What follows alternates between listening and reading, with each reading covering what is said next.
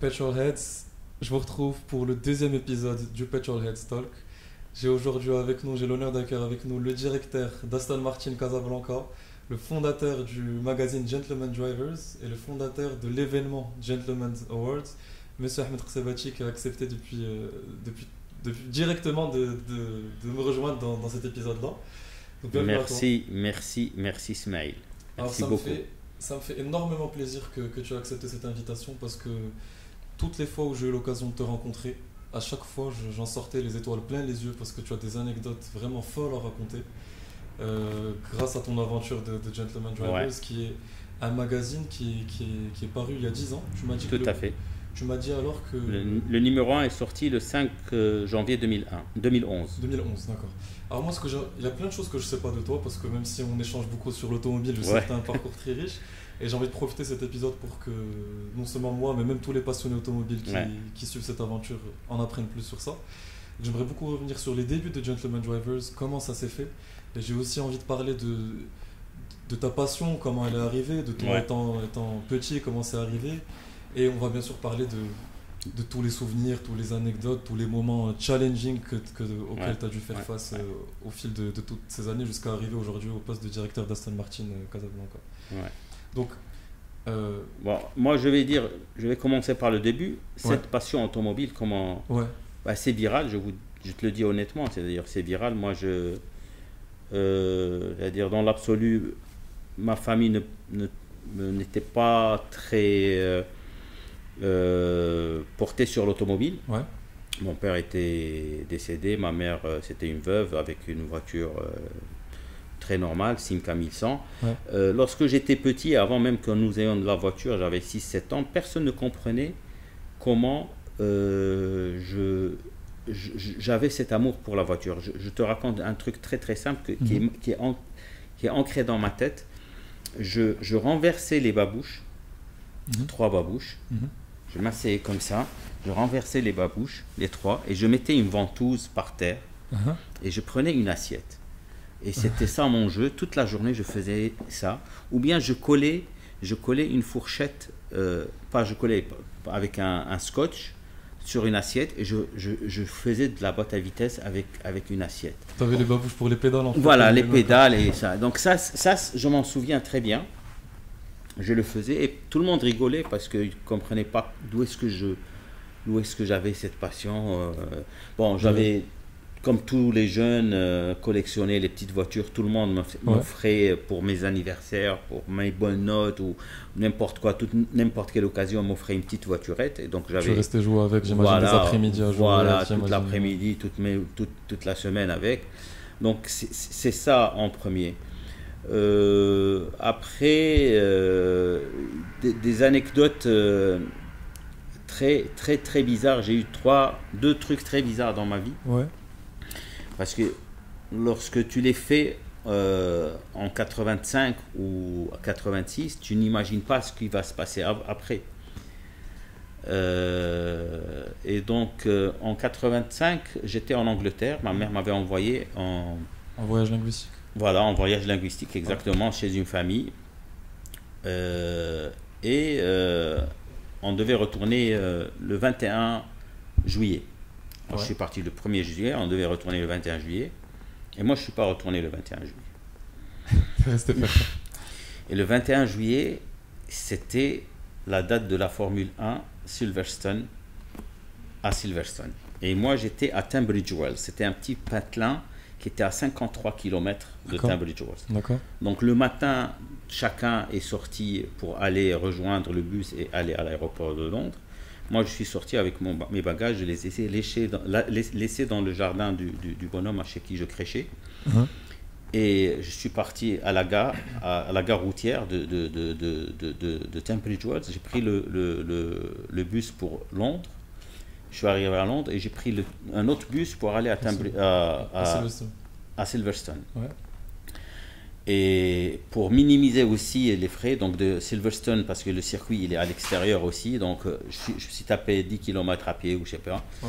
Bien sûr, j'ai acheté le pain demi à l'anglaise, à la con, avec Je pense qu'on est tous dans un voyage tout seul, on est tous Voilà. passés Voilà, par j'ai un moment rempli ma creux, ce bouteille d'eau fromage. du robinet et j'ai enlevé. C'était cheese, ham and laitue, quoi. Ouais. Le fromage de la charcuterie de porc. Donc j'ai enlevé la charcuterie de porc et je mangeais le truc. Ouais.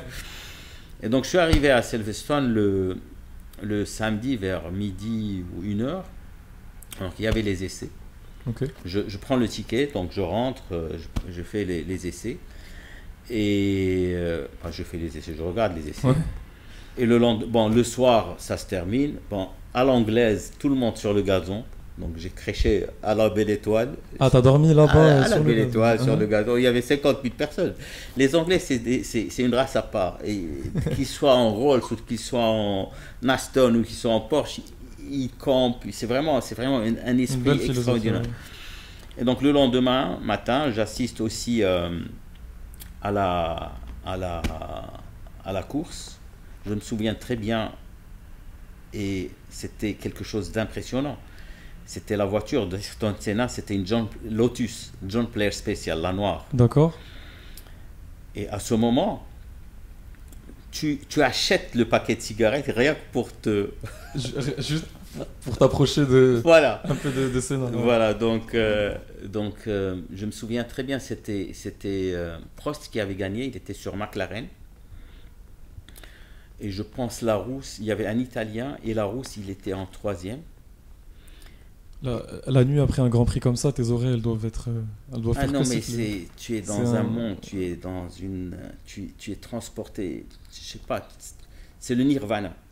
Ouais. Exactement, c'est le nirvana. C'est la transe. T'es Là-bas, vraiment en c'est la transe pendant transe, tout le voilà. week-end. Ouais, ok. ouais, et, euh, et Senna n'avait pas terminé la course. Je sais pas Ouais. qu'est-ce qui s'est passé, Ouais. mais je me souviens que Senna n'est pas rentré ou il s'est arrêté ou je sais pas qu'est-ce qui s'est passé. Et voilà, donc ça m'a marqué. Et il faut savoir, donc ça c'est 1985. D'accord. Il y a un autre événement qui m'avait marqué, et après je vais te raconter 30 ans plus tard. D'accord.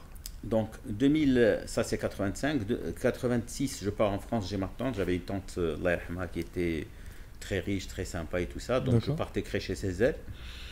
Bon, elle avait une Alfa Romeo GTV rouge, Ok. où elle roulait sur les périphes à 200, 180 km à l'heure. Hein.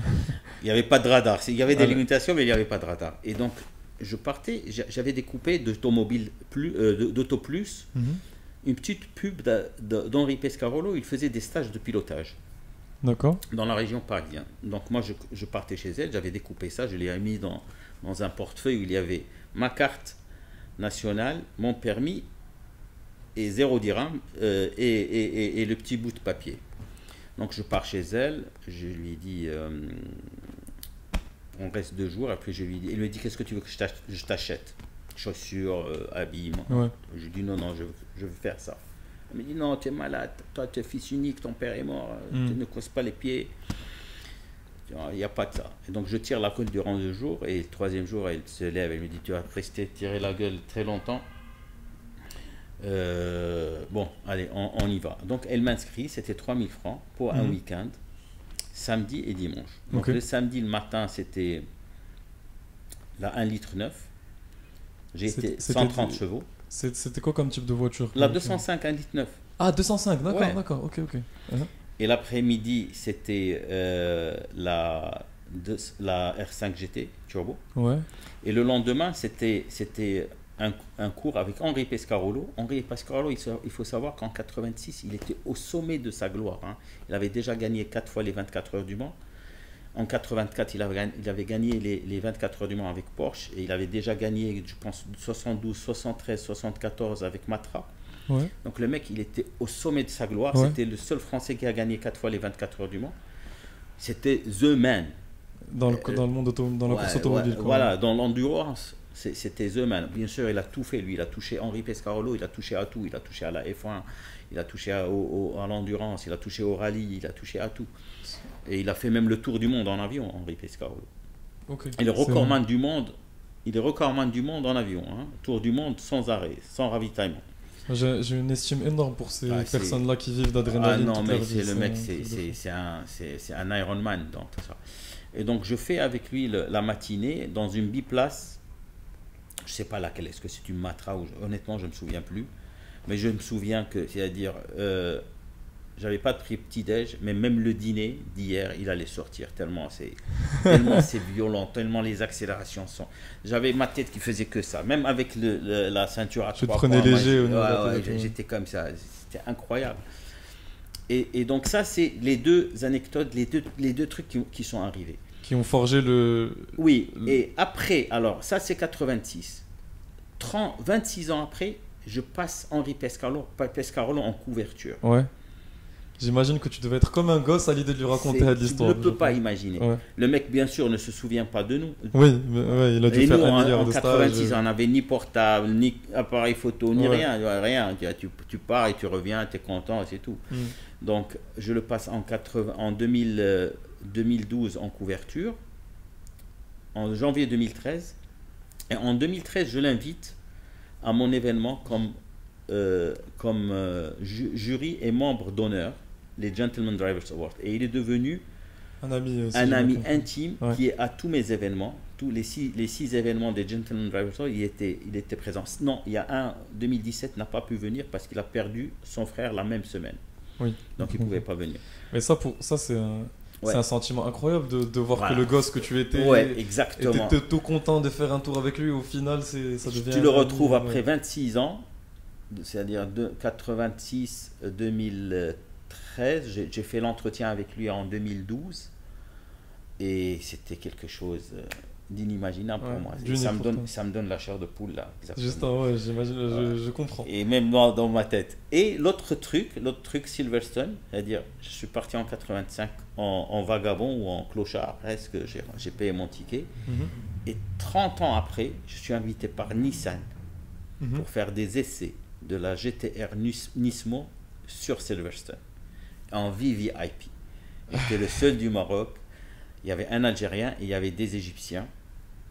C'est tout. Avec des stages des pilotes de chez Nissan. De chez Nissan, avec tu as pris la Nismo GTR à fond sur le Silverstone. au Sur le Silverstone. circuit. Aussi, ils nous ont donné une monoplace de 240 chevaux, je pense 600 kilos aussi à rouler avec. 240 chevaux, 600 kg. Ouais, le rapport, tu es bien, Ouais, ça accélère ouais. fort. Et voilà, et c'était quelque chose de... Et je suis arrivé, pour ne rien te cacher, Oui. je suis arrivé, j'ai une larme qui est sortie, j'ai dit Alhamdoulilah. Ouais. Je te remercie à Sidi Rabbi. Parce que c'est Pour un passionné, c'est des, ouais, c'est c'est-à-dire, des voilà, moments incroyables. 30 ans en arrière, tu étais là, tu avais 17 ans, مقطع البيات وداخل pur passionné. عباد الله رجعوا المغرب وانت بقيتي تماك presque t'as fugué parce que tu voulais Ouais. ça. Et là, tu viens en VIP, la totale, l'hôtel, machin, tout. Au final, en plus, conduire une voiture. Une voiture, Voilà. conduire sur le circuit, Ouais. tu pouvais pas imaginer ça. Si on avait dit au Ahmed de 18 ans, si tu viens au Silverstone, j'étais- on va te donner une GTR Nismo, Ouais, tu serais venu à pied. Tu aurais même pas. Atchileke. Donc ça, c'est deux trucs qui sont vraiment très très bizarres dans ma vie. Après, j'ai travaillé, moi, bien sûr, j'avais la voiture de ma mère où, comme tous les jeunes, je la volais. Ouais. Aussi La bête sortais que pas, ça, ouais. je la sortais, avec plein de copains, on faisait les cons avec. Bon, c'était une Simca 1100, rien de spécial, hein, rien Ouais. Après, j'ai travaillé. Lorsque j'ai travaillé, je me suis mis, après les études tout de suite, je me suis mis dans le travail. D'accord. Et j'ai travaillé durant 20 ans. Alors, sans trop rentrer dans les détails de ta vie, est-ce que tu as travaillé directement dans le domaine automobile Pas ou du tout. Pas Ok. du tout. Ah, pas Rien à voir avec Ok. l'automobile. J'ai jamais été dans l'automobile. D'ailleurs, la seule fois où j'étais je voulais intégrer l'automobile, c'était en 92 ou en 93. Je pars à Univers Motors pour faire un entretien d'embauche. Mhm.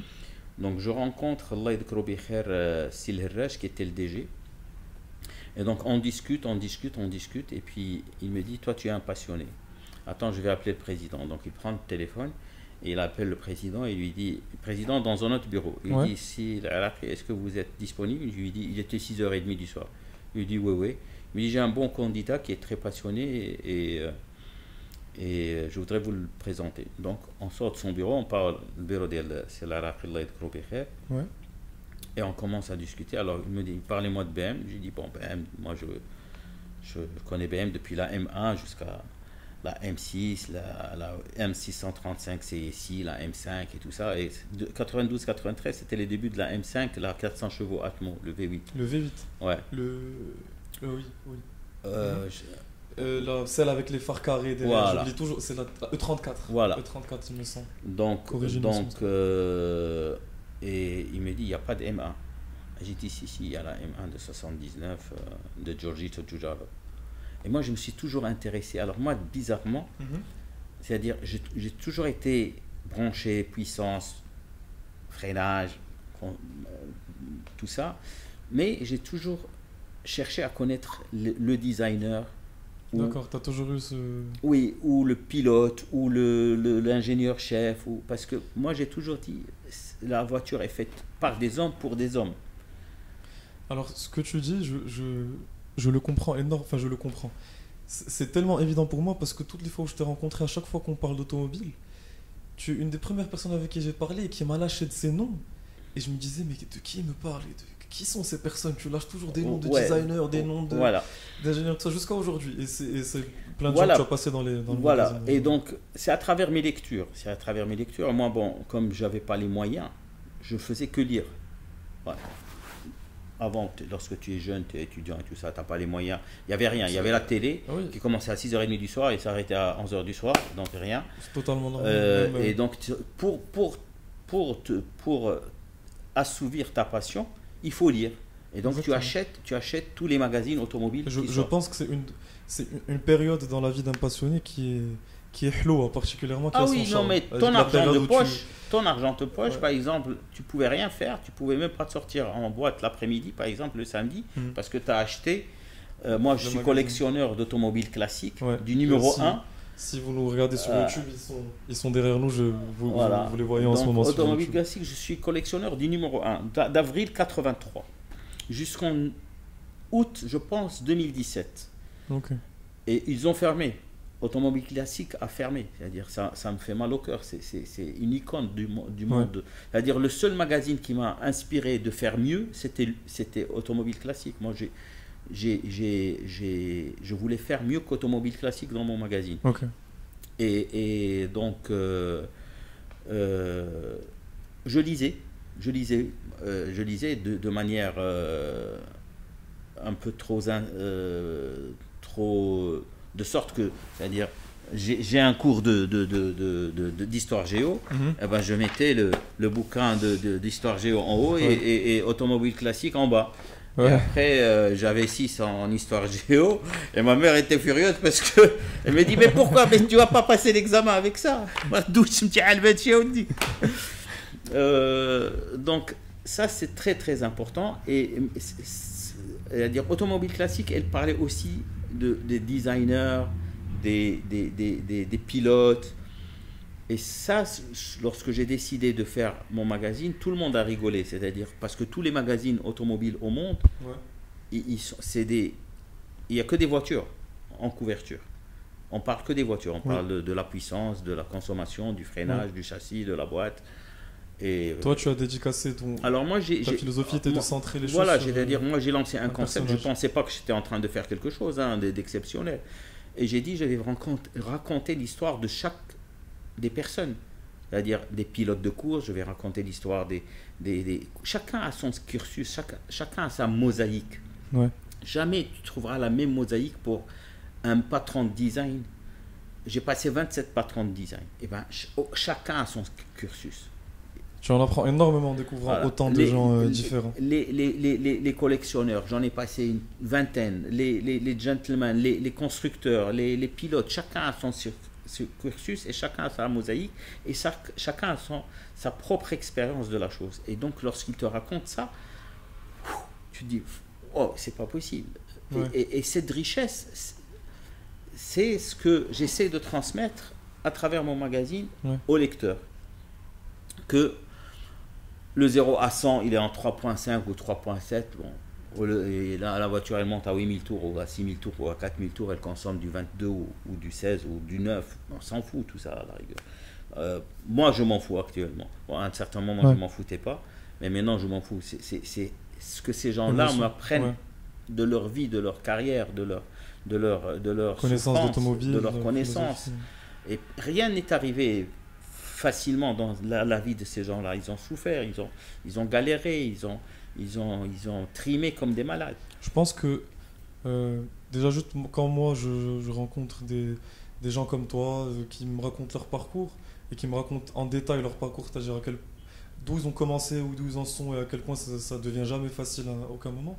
Quand tu rencontres toi-même en tant que passionné des icônes du monde automobile qui de leur propre bouche eux-mêmes te racontent leur parcours, je pense qu'en même temps ça te fait une claque dans le sens où rien ne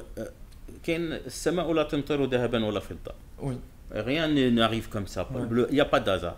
Moi, beaucoup de gens me disaient, toi, tu voyages, tu fais que voyager toute l'année. Personne, il voit que la partie émergente de l'iceberg. Il voit que le petit bout comme ça, mais il ne réalise pas la quantité de travail qu'il y a derrière.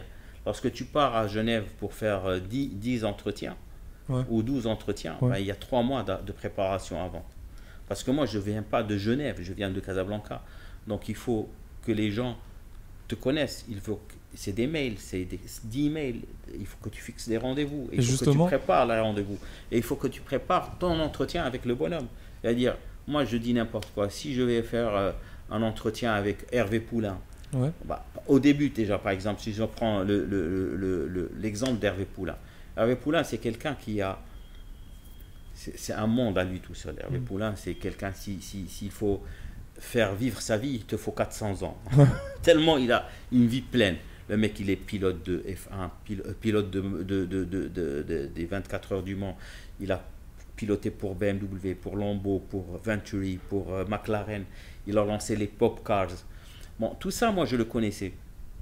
Mais lorsque je suis parti, au début, je partais pour un rendez-vous. Je partais le voir pour prendre un rendez-vous. C'est-à-dire, je suis parti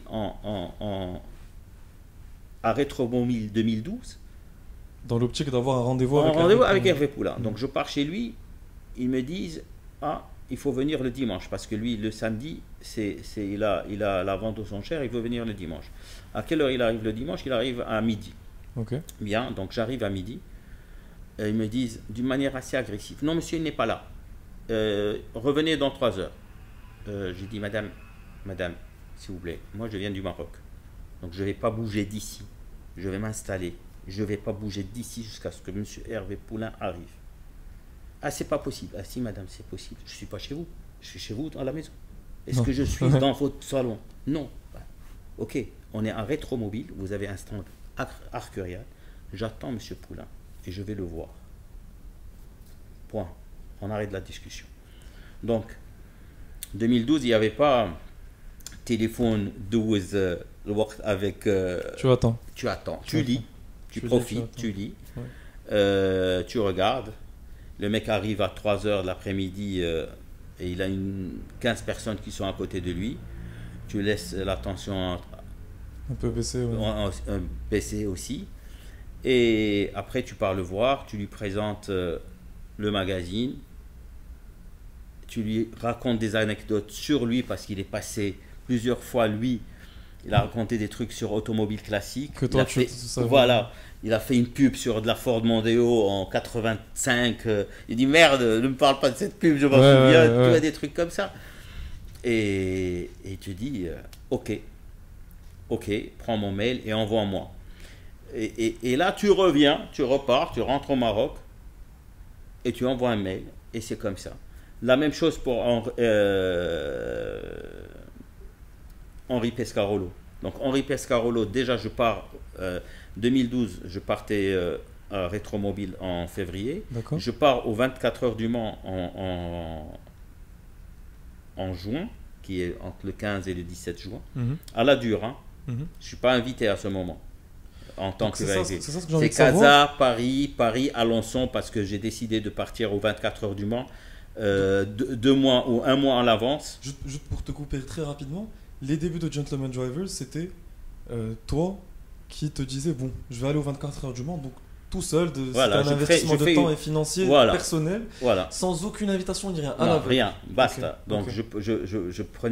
je m'inscrivais chez eux dans le site, je prenais une accréditation, je prenais un billet Ah, d'avion, d'accord, ok. je partais, accréditation presse, donc je partais Casa Paris, et comme Le Havre, les gens réservent Le Havre année en année.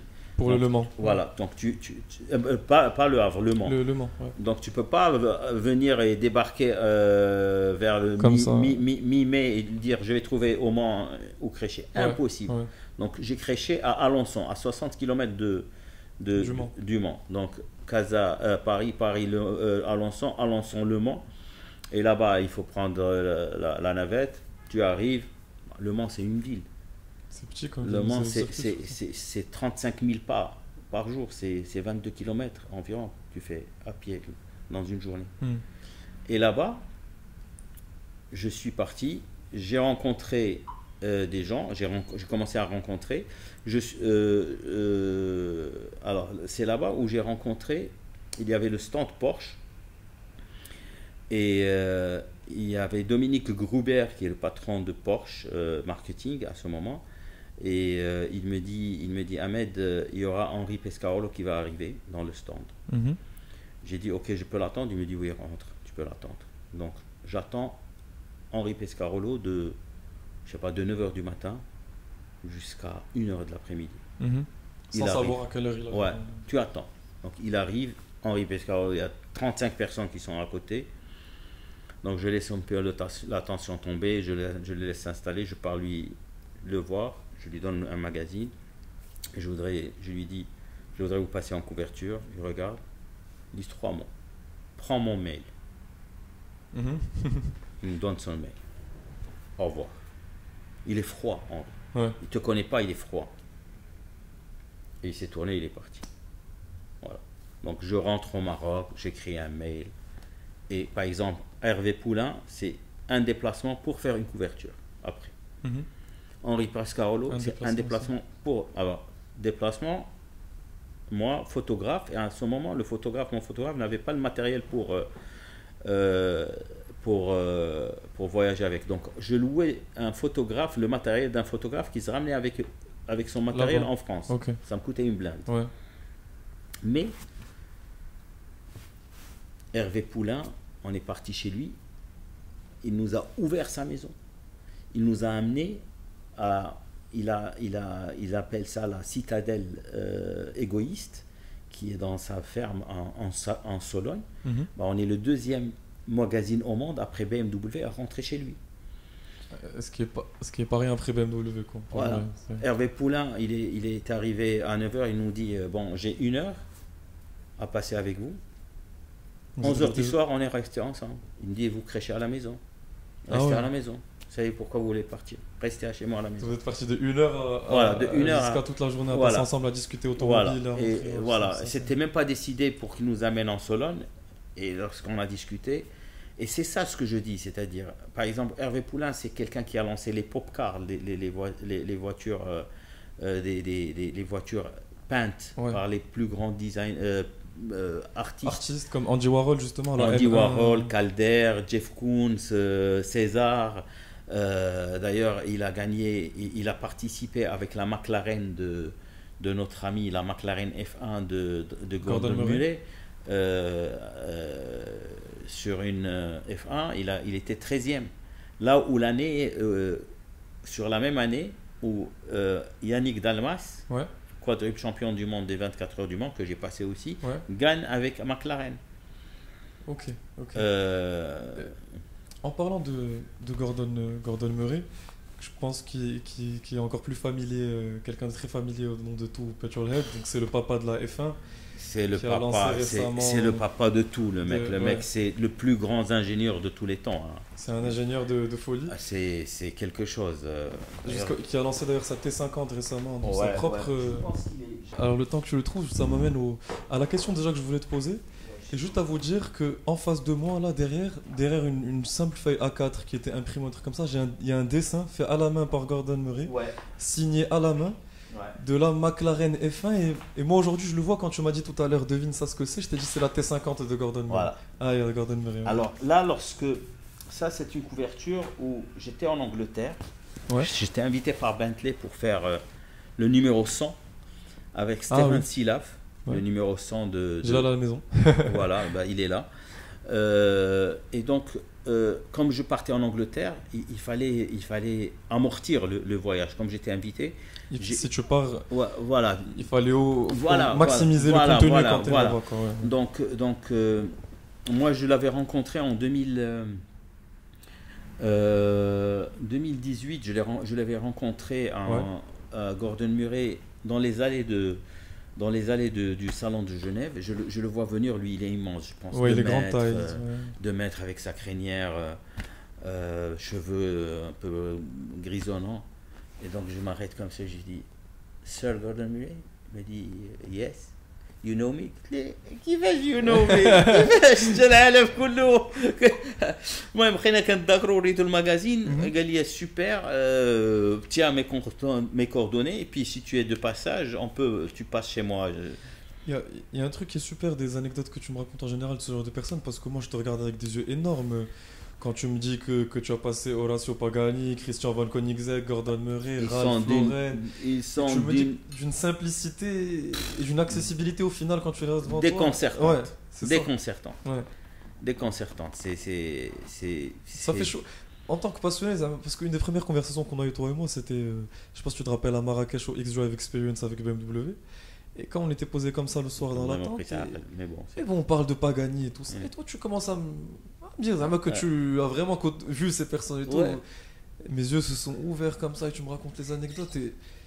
Et Pagani, j'ai des vidéos ils sont sur Facebook, je pense. Si tu rentres dans ma page Facebook, au musée, vidéo. tu m'as dit. Ouais. D'ailleurs, derrière toi, il y a un tableau de la URA, un design de la URA. Voilà. Donc, c'est des gens. Je sais pas si Petrolhead, vous allez avoir ce même ressenti que moi j'ai avec ces anecdotes-là, mais en tant que passionné, quelqu'un qui rêve de ce genre de voiture, entendre des anecdotes aussi intenses et aussi concrètes, ça fait un chaud au cœur particulier. Ouais. Pour un simple passionné marocain, hein, c'est-à-dire, bon, si on était à Londres ou à Genève, c'est plus accessible. Hein.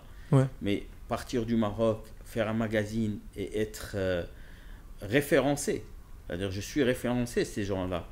Aujourd'hui, Gentleman Drivers, tout le monde le connaît en Europe. Tout le monde le connaît dans le cercle de... Je peux te raconter des anecdotes. Une fois, on était dans le stand de McLaren. Il y avait... Bon, je rentre au stand de McLaren, je discute avec Frank Stevenson. Donc, on reste un quart d'heure ensemble.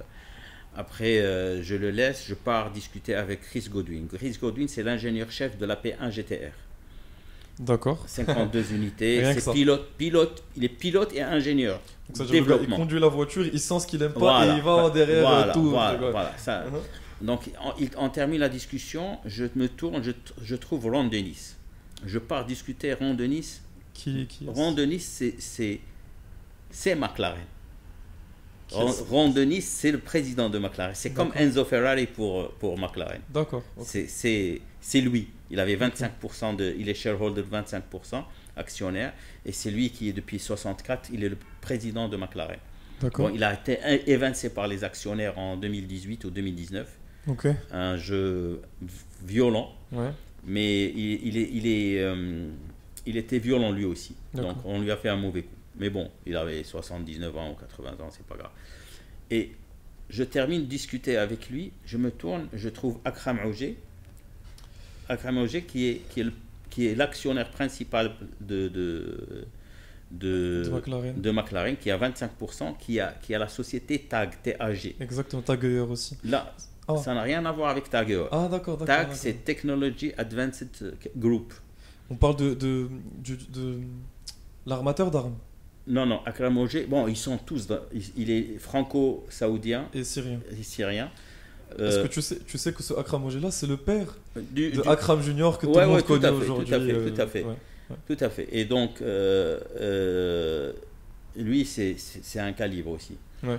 Donc, et du coup je discute avec lui aussi 20 minutes ou 25 minutes, et après le gars, la responsable marketing en sortant du stand, elle me dit: Monsieur Ksebati, je peux savoir. Bon, tu as discuté avec Franck 20 minutes, c'est Ouais. pas grave. Franck Mghribi, ça va, Le patron de développement de la P1 GTA. Ron de Nice, ok peut-être. Pour Et Ron de Akram, Nice, ouais. moi je le vois pas. 6 C'est- mois, je le vois Ouais. pas. C'était en quelle année ça? Ça, c'est, je pense, 2015 ou 2000. Ok, ok. Alors, c'est 14. pas le père de ce Akram là, c'est un membre de sa famille aussi. Bon, c'était juste pour faire de la petite Ouais. clarification. Mais... Et donc, mais comment vous connaissez Mr. OG? Est-ce que vous êtes actionnaire? Là, oui, je suis actionnaire. قلت له وش أكثر؟ تسطات ما فاهم والو. كيفاش شكون هذا جاي يدخل؟ Petite question sur Frank Stephens. Donc il est d'origine marocaine, c'est ça? Il est né au Maroc. Il est né au Maroc. Il est resté 11 ans au Maroc. Son père, il travaillait dans le pétrole, je pense. Sa mère est espagnole. Son père est norvégien. Ok. Et c'est un personnage aussi. C'est un type extraordinaire. Donc, Frank Stevenson, il était membre du jury de 2015. Dans C'est ça, il est Gentleman venu Drivers à Marrakech Award. pour Il est venu l'événement. à Marrakech et il a adoré l'événement. Il devait venir 2 fois plus tard, mais bon, il n'a pas pu. Il n'a pas pu pour des raisons professionnelles, Ouais. parce que le mec il est hyper sollicité. Ouais. Voilà. Et j'aimerais te poser une question, c'est de toutes ces aventures-là, comme je t'avais dit, j'aimerais d'abord savoir 3 rencontres, même si là on a parlé de rencontres qui t'ont sûrement marqué, et j'aimerais bien avoir 3 autres rencontres qui t'ont particulièrement marqué. Ça peut être une couverture, ça peut être une conversation dans un salon, ça peut être une minute comme 1 heure, comme... Je sais plus, attends, je vais essayer de me rappeler parce que. Il y en a eu tellement. Ouais. Pendant que tu cherches, je tiens juste à vous dire que j'ai devant moi alors un dessin qui a été fait par Frank Stephenson à la main. Je le vois devant moi là. Et c'est assez fou parce que c'est littéralement l'avant d'une P1 et l'arrière d'une Speedtail, dédicacé pour toi. À côté de la F1 qui ressemble à la T50 que tu as dessinée Gordon Murray. À côté d'une espèce de Bentley cabriolet faite par le directeur du design de Bentley, tu m'as dit. Stéphane Silaf. Ouais. Silaf. Ouais, c'est celle-là. À côté Ça, c'est le concept de 100e anniversaire de Bentley. C'est comme Ah, ça. la GT Mullinaire qu'ils ont Ouais. sorti là à 8 exemplaires, ou je sais pas quoi ça Non, s'appelle. le concept, c'est concept. un concept cabriolet. D'accord. Ouais. Là, il y a une e-tron, c'est quoi comme c'est une 2002 la BM Ouais, de 2002 de Karim Habib. Habib. Ouais, designer chez BMW et encore un designer très connu de chez BMW, Chris Bangle. Chris Bangle. Alors ça, c'est une anecdote extraordinaire. Raconte-nous ça. 2004, Ouais. j'étais très loin de l'automobile. C'est ce que je vois, ouais, 28 décembre 2004. Voilà, j'étais très loin de l'automobile. Il y a mon ami Aziz Rojdi, qui est le patron Ah oui. directeur commercial de BMW, BMW. qui m'appelle et me dit Ahmed, Chris Qu'on embrasse Bangle, d'ailleurs. on l'embrasse, Uh-huh. qui est un ami de 30 ans, que j'adore et il le sait. Il me dit Ahmed, il y a Chris Bangle qui arrive Au Maroc. au Maroc. J'ai dit non. قال لي قلت له الله يرحم لك الوالدين خير خليني نحضر. Moi, j'étais pas dans la. Dans l'auto, c'était Dans juste un l'automobile, simple. voilà. Ok. Donc, il me dit bien sûr, tu viens, tu assistes à la présentation et tout ça. Donc, avant d'y aller, je pars acheter 2 papiers canson من عند الخالصي. Toi, tu as pensé à ça avant. Uh-huh. ديتو معايا دخلت حضرت لا كونفيرونس ما هضرتش المهم دازت سالت لا كونفيرونس سالت الكيستيون ريبونس وانا نمشي عندك لي بونجور الله يخليك جو 2 سكتش دو فوت مان قال لي ليكال قلت لي زد 4 و زد 8 دونك هذه زد 4 وهذيك زد 8 اللي لها Alors, j'ai fait tomber les aléas du direct, j'ai fait tomber mon casque. c'est pas Avec grave. le Z8. Le Z8.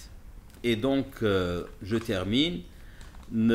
Beaucoup de gens demandent de faire la même chose sur un papier petit et tout ça, qu'ils mettent dans la voiture et qu'ils Ouais. ont sûrement perdu. Ouais. Moi, je tiens ça, je le mets dans un tube et je le laisse sur un placard de 2004 jusqu'en 2011 où j'ouvre mon bureau ici. D'accord. C'est le premier truc que je mets, t'encadres. que j'encadre et que je mets. Voilà. Et après, c'est-à-dire après avoir passé Une anecdote très intéressante aussi, Oui. lorsque je voulais passer le premier patron de design qui était Adrian Van Hooydonk en 2014, je pense, ou en 2013. C'était à Genève 2000. Attends, je vais te dire exactement quand, parce que je commence à oublier. Voilà. Donc Genève 2013, je pars et on avait rendez-vous. Donc je prends rendez-vous avec, par exemple, le patron de design de BMW. Il a un bureau. Il a un bureau de relations publiques. Donc, À Genève, dans le salon. ouais, c'est-à-dire pour prendre rendez-vous avec lui, donc tu envoies 3 mois en avance. Ah, ok. Rendez-vous, telle heure. Donc, ok, il me fixe. Je dis 6 mars, 8h30, premier jour du salon, 8h30 du matin. Ok. Bien, donc nous, on arrivait de Paris.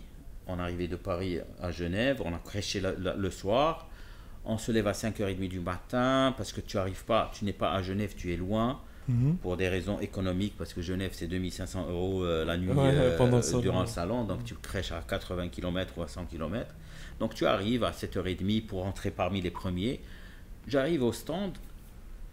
Alors le photographe, alors c'était le concept de la U8. Ah, pas encore sorti la I8, Pas c'est juste encore, le c'était concept. présentation du concept. D'accord.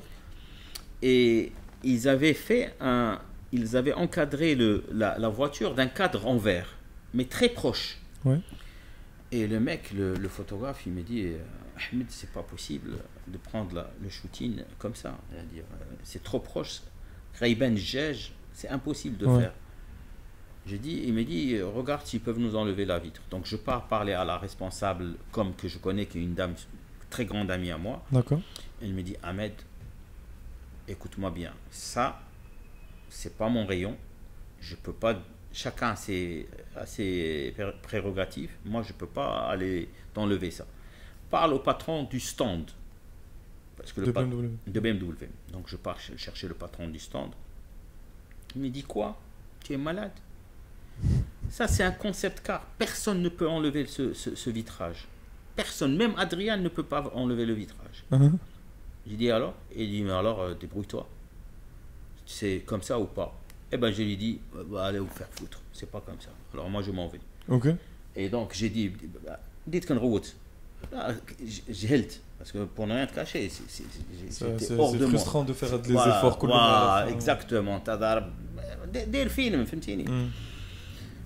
بديت كنغوت مع ماشي كنقول الجماعه عليا الزبله هشام صافي جمعوا قشاوشنا يلا نمشيو بحالنا يلا نمشيو بحالنا.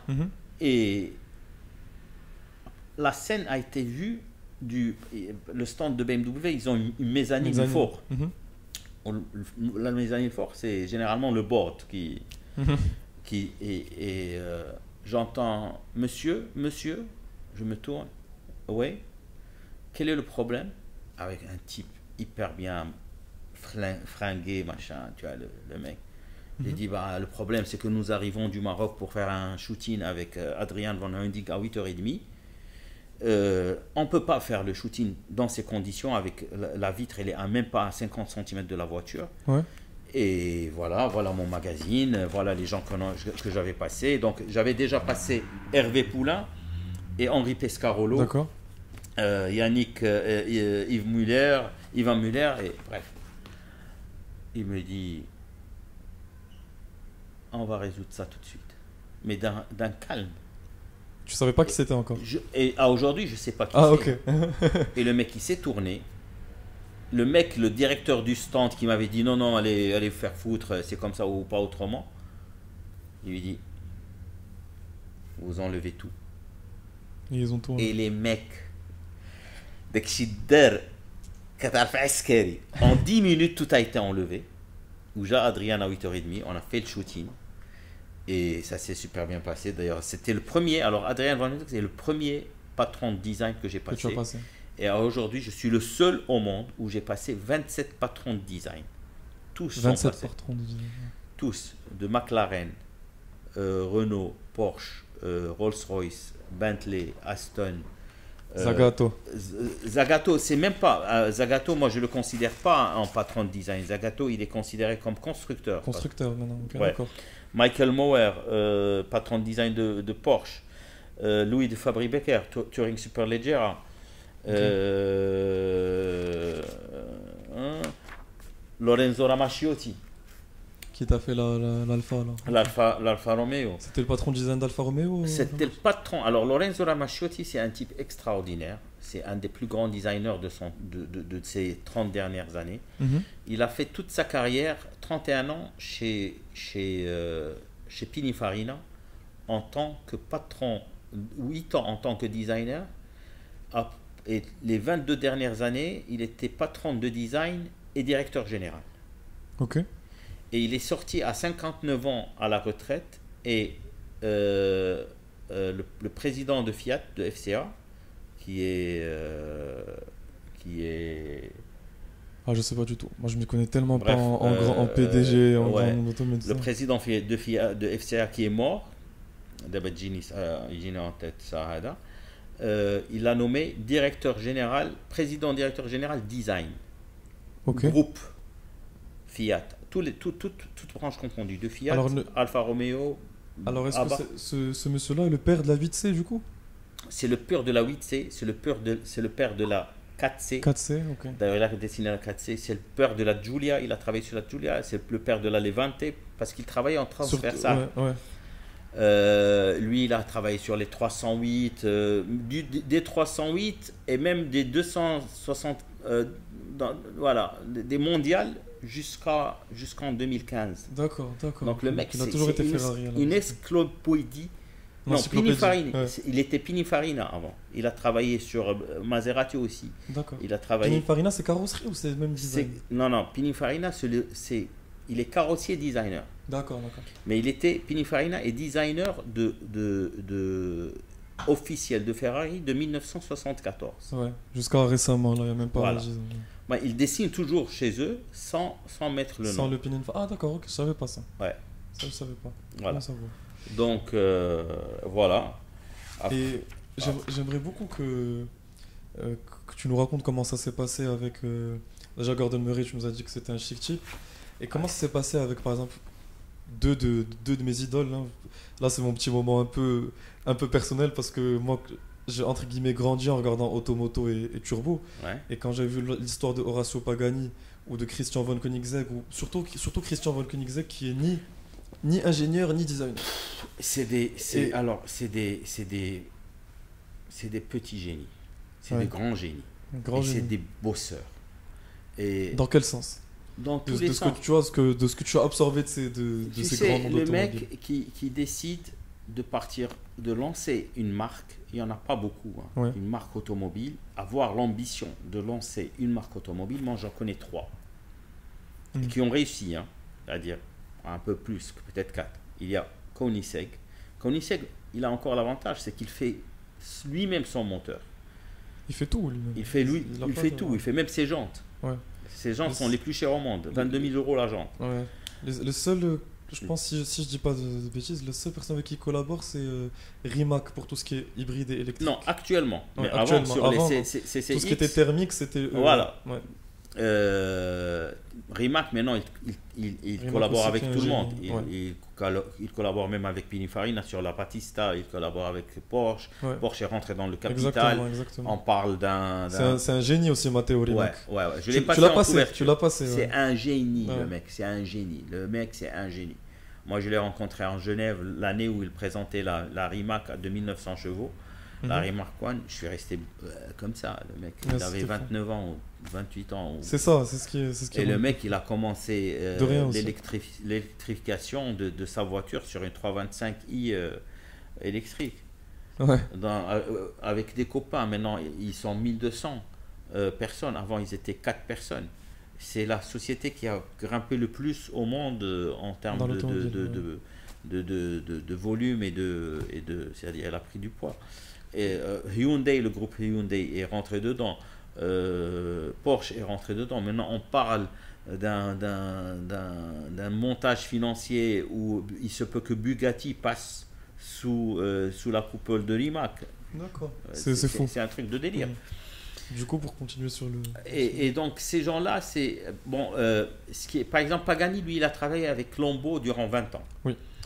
Et il était le responsable de ce qui est carbone. Donc, le mec, il maîtrisait C'est un des précurseurs du carbone, Horacio Pagani, Ouais. depuis de très longtemps. Et il est sorti et il a commencé à travailler le châssis. Lorsque tu veux faire de la voiture haute performance, tu commences par le châssis et les essais des châssis.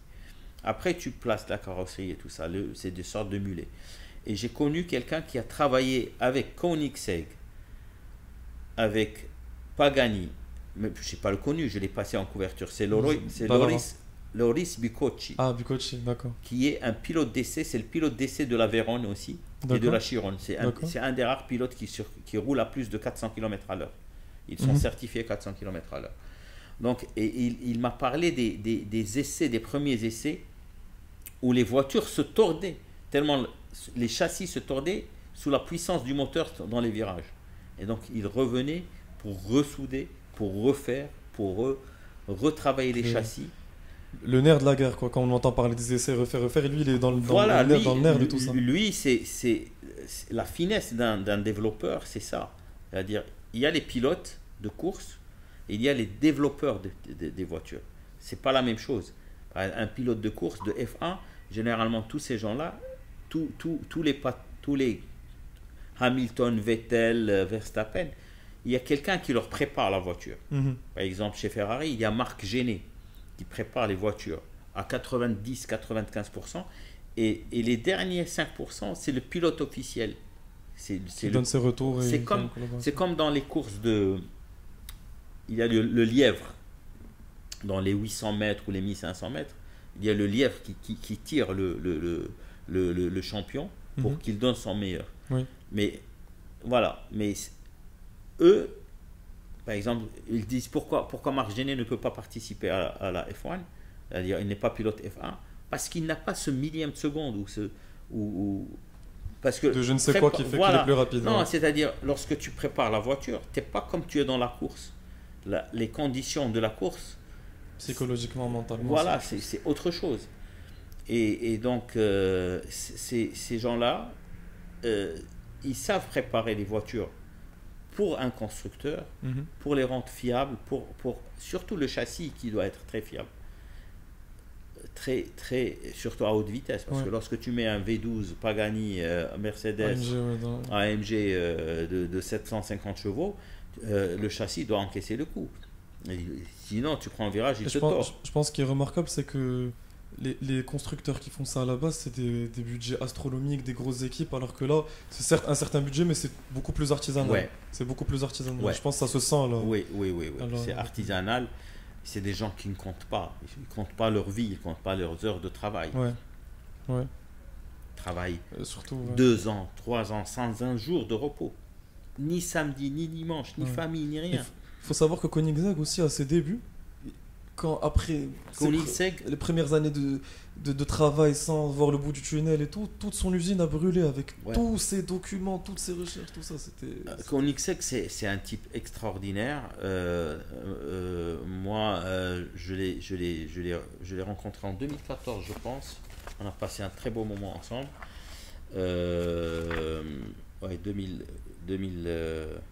2013.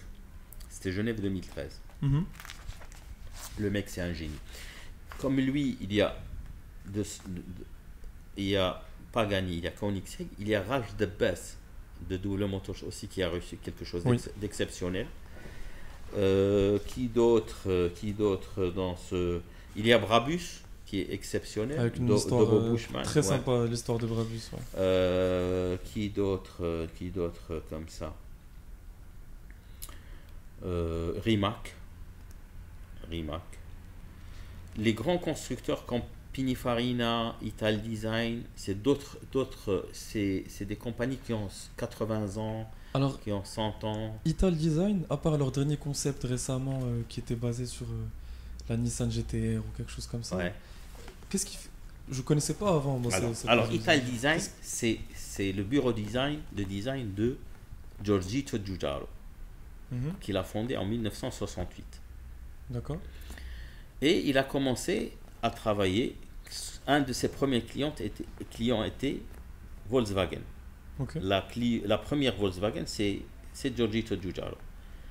C'est-à-dire les Golf ou... Les Golf, les Golf. D'accord. La Golf 1, c'est Giorgito Giugiaro. Ah d'accord, ok. Voilà.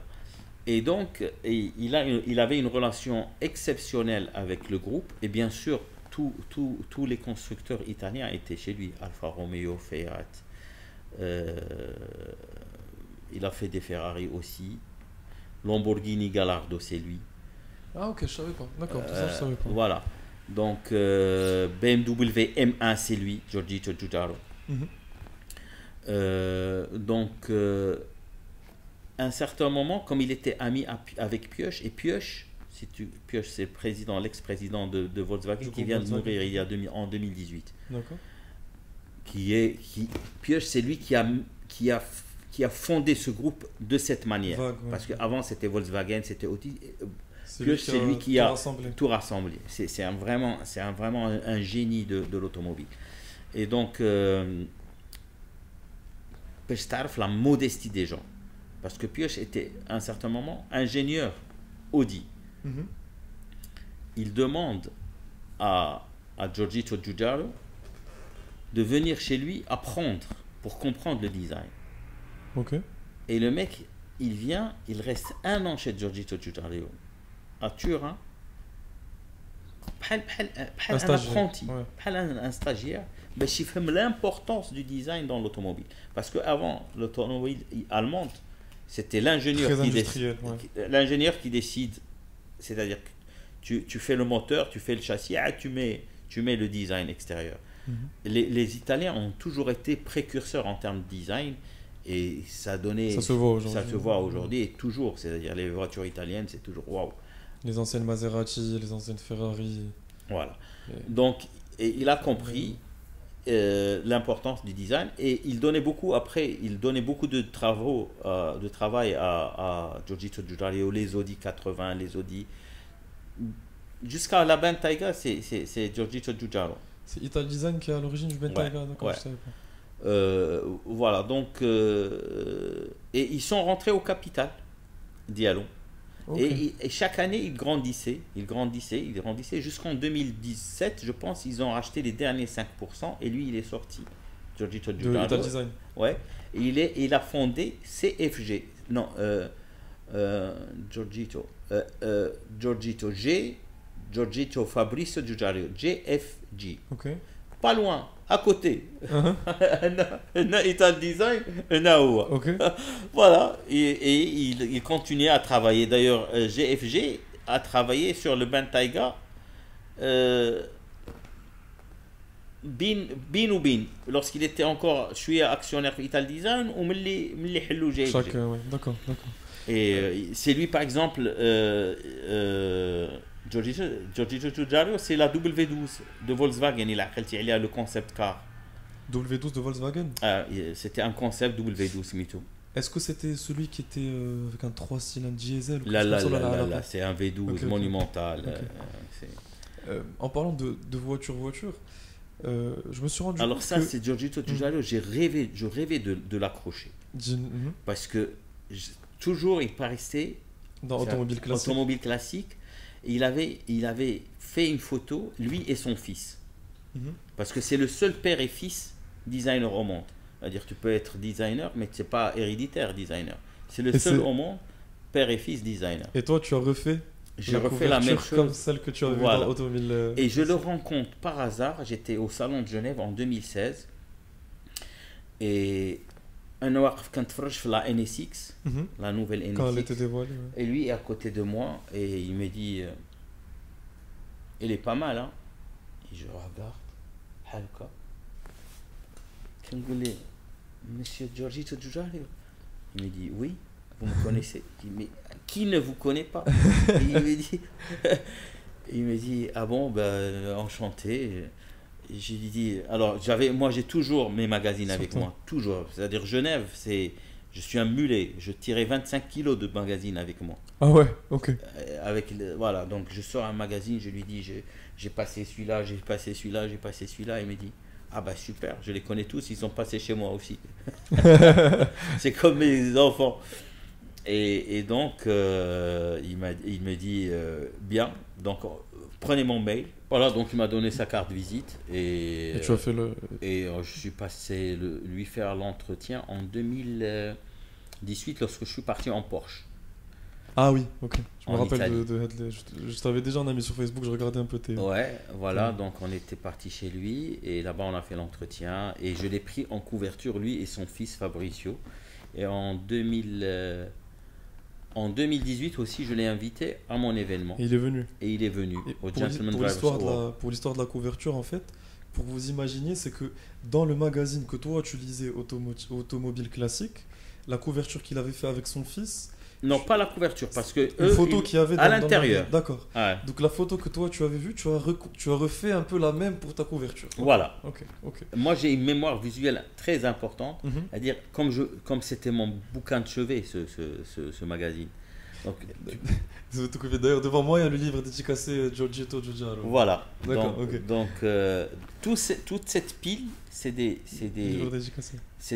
voilà, c'est des bouquins dédicacés par chacun, je sais pas, par exemple Hervé Poulain, Giorgito Giugiaro, Zagato, bref, chacun. Je partais chez eux, ils m'offraient un truc comme ça. C'est génial. Ouais. Je voulais revenir sur un petit point. C'est vrai que j'en sais pas grand chose de ce que j'aimais. Alors je sais que, question voiture, je sais que tu as eu une Abarth suivie Ouais. d'une M3 92, Ouais. suivie de la 911 991 Cabriolet Carrera S, tes cartes. Non, avant, j'ai eu une 997 phase 2 Ah, ça je de savais pas. 2011. Boîte méca ou Non, non. PDK? PDK. Ok. Ouais. Et aujourd'hui tu roules en DBX. Ouais. Alors j'aimerais vraiment beaucoup savoir quand tu étais plus jeune, quelle voiture te faisait rêver? Et aujourd'hui surtout, quelles voitures te font rêver? Bon, aujourd'hui, c'est Aston. Hein. Non mais à part Aston Martin ou même dans les Aston Martin, parce que et quand je te dis rêver, c'est vraiment bien rêver, c'est-à-dire nos limites, vraiment nos limites. No limit. Ouais. Merde. Ouais. Merde, et j'aimerais. Je vais toujours un peu dans les détails dans tout ce qui fait rêver. Ah. J'aimerais avoir le no limit et le rêve entre guillemets atteignable. Non, moi je rêve. Lorsque je rêve, je rêve. Voilà, ouais. Autant rêver, autant bien rêver. C'est ce que je dis toujours. Tant que c'est gratuit, tu rêves. Hein. Ouais. Le rêve, c'est le moteur de la vie. Oui, je suis d'accord. Si tu ne rêves pas, tu amoutes. Ouais. C'est gratuit le rêve, mais ça te stimule. Ça te stimule et ça te donne du courage pour aller travailler, pour réaliser ce que tu as envie. Alors si tu ne D'accord. rêves pas, c'est pour ça qu'il faut mettre la barre très haut dans ses rêves. Si tu rêves de triporteur, Ouais. rêve, C'est vrai. rêve Tayara, rêve de toucher les étoiles. Ça- Si tu atterris, tu Ça crée atterris de sur la l'ambition. lune. Ça crée de l'ambition. Fهمتيني؟ Ouais. Si tu rêves de médiocrité, bah, tu vas rester dans la médiocrité. Une voiture qui m'a toujours marqué, c'est la F1 de McLaren. Oui. Ça, c'est mon rêve ultime. C'est-à-dire, cette voiture, à aujourd'hui, elle reste parmi les peut-être 5 supercars qui sont d'actualité. Hein. Cette Elle a eu le cette record voiture, du. aujourd'hui, elle tape dans les 390 km/h. Je pense Elle qu'elle n'a- a eu le record jusqu'à la Bugatti Veyron, alors qu'elle était des fins années 90. Voilà. Et c'est- Donc, elle n'a rien à envoyer à personne. Bien sûr. Et c'est pour ça que la T50 de Gordon Murray a créé beaucoup d'engouement, parce qu'aujourd'hui, une F1, c'est à peu près 10 millions d'euros. 20 millions d'euros. 20 millions d'euros aussi. Ouais. Et celle que la T50 de Gordon Murray fait dans les 3 à 4. C'est rien du tout. Pour un V12 Alors, Atmo je te boîte rajoute- méca qui va jusqu'à 14 000 tours minute, 12 000 Ouais, tours alors, minute, je un te truc comme rajoute ça. quelque chose, je sais pas c'est si fou. tu le sais ou pas. Non, dis-moi. Enfin, je sais pas. Il va faire 25 unités, Ribo. De la T50. Ouais. 25 unités. Et chaque portière, Ouais. il va mettre le nom d'un circuit où McLaren a gagné FIA. Ok, ça je savais pas. Très sympa. كتعرف هادشي عاودوا لي en 2019. Mais moi je suis venu en avance. Mais comme je pouvais pas l'attendre. Je suis quelqu'un, un oiseau dans la main, mieux que 10 sur l'arbre. Oui. Donc On va te le faire tant qu'il est chaud. شديته Mm. ندوزو باش ما كان الله يرجعني ندوزو تاع على رجليه. Ouais. Il avait pas la voiture et هذيك الساعه il avait vendu. Ça c'est une Abarth très rare, hein, ce qu'il a quand même. C'est une abarth à 4 unités. Il y a Top Gear d'ailleurs qui vient de sortir une vidéo la semaine dernière Ouais. où il les a accueillis dans son garage à lui Ouais, bah, personnel moi, avec J'étais chez lui. toutes les classic cars qu'il a et tout voilà. et tu comprends beaucoup la philosophie de Lui, c'est Light is Right. Exactement. Lui, exactement. c'est le Colin Chapman des années 2090 hein, Ouais. et à aujourd'hui. Mais il est beaucoup plus technologique que Colin Chapman. Rien à voir. Colin Chapman, c'est Light is Right. وإني داك الشيء بازيك فهمتيني ما في والو لا Esprit يغودي Lotus, راني l'esprit Esprit Lotus, Lotus. ouais. هذا c'est la méga technologie. Le mec, il faut savoir, il faut lire le truc. Le mec, il est sud-africain. Oui. طلع من l'Afrique du Sud Londres dans un bateau de زرع خاوي. Le mec, il est arrivé. Le mec, lui, il a travaillé sur les châssis, il préparait ses voitures de course en Afrique du Sud sur lui-même ses châssis. Donc, lorsqu'il a essayé d'intégrer les constructeurs, et il est venu avec un savoir-faire personnel. Et il a explosé chez McLaren. Il a travaillé chez Brabham, il a explosé chez McLaren. Et McLaren, c'était l'âge d'or d'Yellow, Oui. où il avait Alain Prost et Senna. Les deux coqs, les deux champions dans le poulailler. Les deux coqs dans le poulailler, ça n'existe pas. Généralement, tu as un coq dans le poulailler. Et avec eux, il a gagné 3 championnats du monde de F1 constructeur mtabi'in. Est-ce qu'il était chef d'équipe ou là il était juste ingénieur en chef? Non, il était le patron de la F1 chez McLaren. D'accord, je sais pas. Et c'est là. C'est le Zach Brown du mois, c'était lui. Voilà. Et donc déjà هذيك الساعه ملي سال هذاك الشيء رون دونيز قال لي واجي هاد نكابيتاليزيو على شي حاجه هاد لا تكنولوجي اللي كان عندنا هاد لو سافوار on fait quelque chose. Et donc là il est sorti avec la F1. La F1, lui l'ingénieur en chef, le designer, c'est un anglais qui s'appelle Steve شي حاجه. J'ai son téléphone même. Tu fais toujours le coup du téléphone quand on parle des gens et tu me dis attends, j'ai son numéro. Tu m'as fait ça avec Vicente Balboni la dernière fois. Pilote Lamborghini où tu me sors son WhatsApp sans aucune pression. Balboni, ouais, Valentino Balboni, pas Vicente Valentino Balboni. Pareil pour Pagani.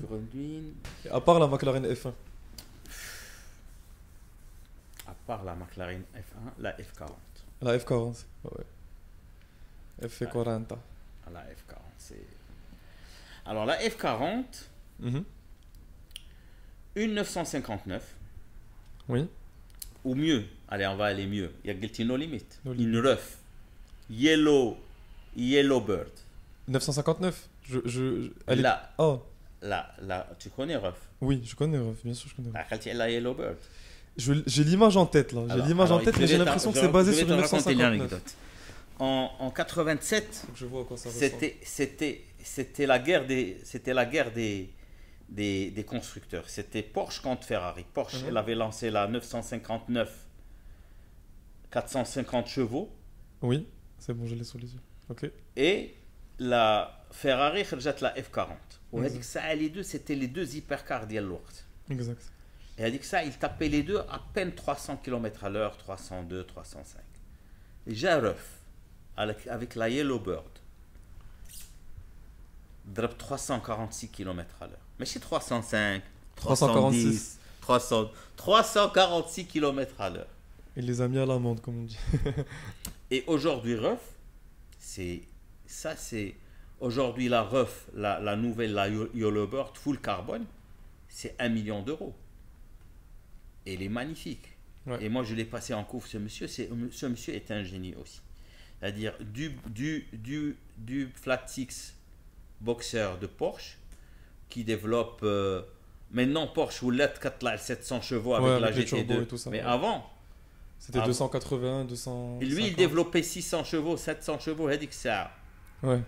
Lorsque la 450, la 950, elle développait 450 chevaux, ou qui drop les 600 chevaux. Ouais. C'était D'ailleurs, précurseur de l'époque de quand t'avais beaucoup de puissance, ouais.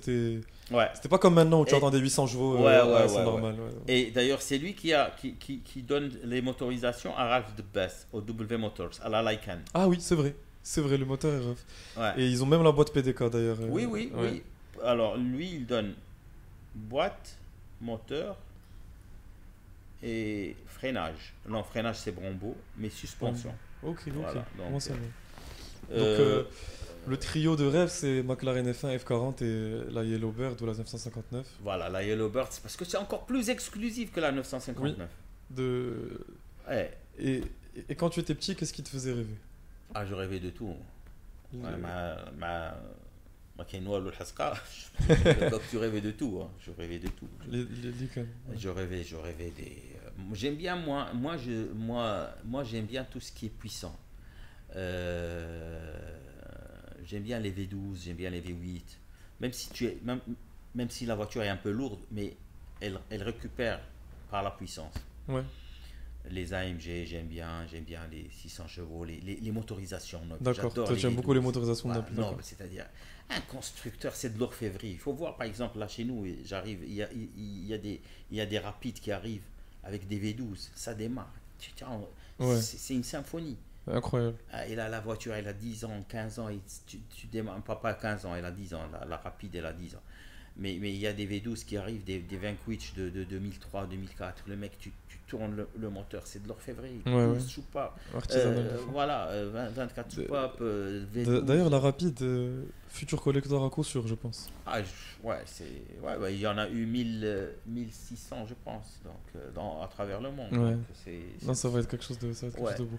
Et en parlant d'Aston Martin, je sais pas, Petrolhead, si vous avez toujours eu ce fantasme un peu, ou moi quand j'étais petit, je me disais que mon rêve, c'était où. Enfin, mon rêve, mon but professionnel, c'était où de faire médecin. Si c'était pas faire médecin, c'était être directeur de Ferrari ou quelque chose comme ça, parce que moi je suis piqué Ferrari depuis que je suis petit. Mm. Et je je t'avais appelé pour te féliciter d'ailleurs il y a un peu plus d'un an quand tu avais été nommé directeur d'Aston Martin. C'est comment pour un passionné d'être directeur d'une telle maison Bah, automobile comme c'est Aston Martin? l'aboutissement d'un rêve, pour ne rien te cacher. Pour toi tu le vois comme ça, Ouais, c'est vraiment ouais, l'aboutissement d'un rêve. Ouais, c'est beaucoup de travail, hein. Oui, ouais, donc c'est plus un secret ça, c'est sûr. Ouais, mais c'est la consécration. Ok. C'est la consécration que tu travailles sur un projet comme ça, de ramener la carte au Maroc, de from scratch, démarrer, c'est vraiment. Et puis Aston, c'est Aston, hein, il n'y a plus rien à dire. Hein. Oui, Aujourd'hui, une marque qui a 108 ans, elle a fait tout ce qui. Elle a participé aux 24 heures du Mans, elle a fait de la F1, elle a écrit les pages d'histoire de la marque, de l'automobile. Hein. Ouais. Donc, être directeur général pour le Maroc, c'est tout juste magnifique. Écoute, je pense qu'avec cette dernière phrase que tu as dit, cette consécration de ton long et très riche parcours, riche en émotions, en haut et bas, en travail acharné, en bons moments. Ouais. Alors, ce qui est bien, c'est ouais. que les bons moments qui relèvent, te font oublier tout voilà, le... toutes ouais. les peines, toutes les difficultés, Oui. Parce que, je vais te dire, on a eu des moments très, très compliqués sur le magazine. Ouais.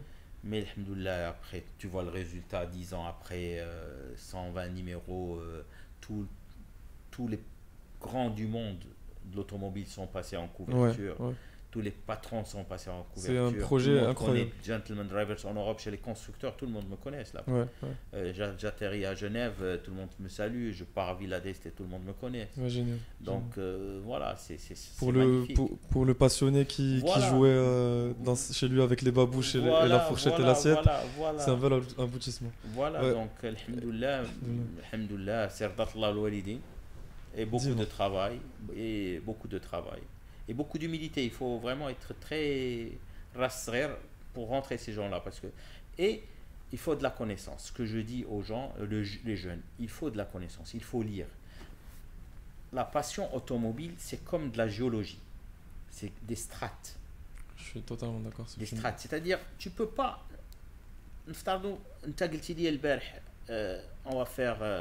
On va faire cette interview. Ouais. Tu sais, je vais te raconter une anecdote, je la rajoute ça. Et il y a Hervé Poulain m'appelle un beau jour, il m'appelle, il me dit, tu connais Adrien Mag? Je lui dis, ouais, je le connais de nom, mais il est dans l'art. Mhm. Il me dit, ouais, dans l'art pour tout le monde. Mais ce monsieur, il a une super collection de voitures que personne ne Personne ne connaît. connaît. Il me dit, prends son numéro de téléphone, appelle-le et regarde ce qu'il va te dire. Ou bien tu viens, ou il peut raccrocher. Il a Parkinson, il a des sauts d'humeur. Nous-mêmes, il nous fout à la porte de temps en temps. On est chez lui, il nous fout à la porte. Ok. Donc, Donc tu un gères personnage comme spécial. tu peux. Ouais. J'ai dit, je prends. Donc, j'appelle le monsieur. Il me dit, ouais, j'aime ce que vous voulez, ce que vous faites. Ça vous arrange le 15 avril, un truc, une date comme ça, à 3h de l'après-midi? J'ai dit, ok, sans réfléchir. Mhm. Ok, j'ai même pas vu c'est quoi le 15 avril, par exemple. Mhm. Je raccroche, j'ouvre le 15 avril, c'était un samedi. Mhm. C'était dans 3 mois. Je prends un billet d'avion, Casa-Nice, il est à Saint-Paul-de-Vence. Vendredi, samedi, je pars chez lui à Saint-Paul-de-Vence. J'arrive chez lui, je sonne à la porte, il me répond Houa. Il me dit, j'ai dit Ahmed Ksebati, gentleman driver. Il dit, ah, c'est déjà pas mal, vous êtes ponctuel. Le genre de gars avec qui il faut pas arriver à 15h02. Il faut être vraiment là 14h59 et Il sonner à arrive 15h. le mec avec quoi? Il a une demeure sur Saint-Paul-de-Vence, c'est Bhal en face supérieure d'Yelni, c'est le truc le plus huppé. Il a 3 hectares ou 4 hectares. Il arrive avec une Fiat 500 jolie. Les classiques, les premières. Les premiers, c'est avec Msibim Bhal Losier. Losier. Il arrive, on arrive à la maison. Je regarde, il y avait une sculpture. Je lui dis, c'est une compression de César. Il me dit, vous connaissez César? J'ai dit, ouais. Il dit, c'est la première compression de César. L'ancien Flavia 1964. Il est à la porte. Je rentre chez lui. Alors, César, c'était le designer de César, c'est lui qui fait les Césars du film. du festival. Du festival. Okay. César, c'est un sculpteur qui fait les Césars, mais il a commencé par c'est des compressions. Ah, il prenait par exemple l'ancien, il va la compresser. Ah, d'accord. Voilà, c'est ça. Donc, on a compris, ok. Voilà. Je rentre chez lui, je vois un truc, un paravent. Je lui dis, c'est. Alors le mec, lui, il a grandi sur les genoux de Salvador Dali et de Picasso. Ils étaient chez lui, Salvador Dali et Picasso. Et ils étaient chez lui à la maison, chez son père. Son père, il a ouvert les premières galeries d'art en France. Les premières galeries d'art en France, c'est le Mouba. Incroyable. Et donc, je vois un paravent. Je lui dis, c'est Giacometti. Il me dit, vous connaissez? Je lui dis, ouais. T'as un paravent qui coûte 2 millions d'euros. Ouais. Tableau coûte 10 millions d'euros. Une sculpture Ziruni coûte je sais pas combien. Le mec, c'est... Et donc, on a parlé de tout. Je suis rentré chez lui à 3 heures. Son alarme sonne à 8 heures du soir. Alarme des médicaments. Ouais. Il fait ça. Il me dit, jeune homme, ça fait plus de 40 ans que je n'ai pas parlé comme ça avec quelqu'un. Et je ne discute plus avec les gens. Je ne veux plus discuter avec les gens. Alors, je vais vous dire 3 choses. La première des choses, c'est que vous avez une connaissance encyclopédique de l'automobile et de l'art. C'est-à-dire, pas que de l'automobile. Il faut avoir une certaine culture générale. De tout. Ouais. Il me dit, vous êtes plus passionné que mon fils. Ça me vexe. Et il me dit, je passe chez vous en couverture. Et vous allez faire des jaloux. Parce qu'en France, personne n'a jamais vu mes voitures. Et donc, il me sort de chez lui. Et on part dans son garage pour me sortir une T35, une Bugatti T35 de 1929.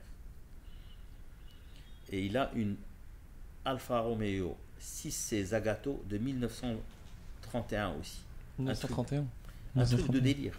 Je ne sais pas si je l'ai ici. L'Alfa Romeo, c'était la rouge foncée là que. Ouais. Ah ben voilà. C'est lui. Exact, ok. Alors, regarde ça, cette voiture. Je l'ai trouvé, j'ai cherché pour lui le peintre qui a peint cette voiture. Avec le numéro correspondant. C'est la voiture qui date depuis Hadik Al-Waqt. Et ça, c'est un peintre qui a fait cette peinture de la voiture. Il y a mettre les courses. Incroyable, c'est une. Voilà, donc c'est très riche en histoire et en anecdotes. il faut être assez global, il faut être précis sur des trucs qu'on aime, mais il faut savoir aussi beaucoup de choses qui tournent autour de tout le monde. Par exemple, César, c'est lui qui a fait la McLaren d'Hervé Poulain en 95. C'est lui qui a les pop cars, c'est lui qui a fait la McLaren d'Hervé Poulain en 95, c'est César. D'accord. Et Hervé Poulain, la course, il est rentré 13e avec la McLaren. Autre anecdote, Gordon Murray, ملي بغا يلونسيو la McLaren P1 GTR de course, عيطوا شكون هو le بغاو يديروا les 24 heures du monde. شكون هو le loup blanc des 24 heures du monde, شكون هو؟ c'est Yannick Dalmas. عيطوا لYannick Dalmas. Yannick Dalmas, c'est quelqu'un qui est d'une humilité et d'un sang-froid inimaginable. De pilote. Il est pilote, il a gagné déjà 3 fois les 24 heures du Mans. Donc Yannick Dalmas, c'est un des rares, je pense, ou le seul qui a gagné 4 fois les 24 heures du Mans avec 4 constructeurs différents. D'accord. Par exemple, Christiansen, il a gagné 9 fois, mais avec le même constructeur. Donc tu acquiers l'expérience de groupe. C'est toujours un nouveau challenge, Donc le mec il arrive qui a le automobile sur Silverstone qui est démarré هو عنده rituel كاينش ديك شد الطوموبيل بقى تدور بالجهد دونك كيضرب premier tour بشي 40 km à l'heure. Deuxième tour طلع شي 80 km à l'heure. Troisième tour 160 km à l'heure. Cinquième tour, 220 km à l'heure. Sixième tour, 280. Septième tour, 320. Huitième tour, 380. Neuvième tour, 390. Ça, oui, trop le cas. وكل شيء كيتسنى اش غادي يقول. حيد الكاس، حيد الليغات، بارد ودمو بارد. ويقول لي الوغ، ويقول لهم سي با اون فواتور.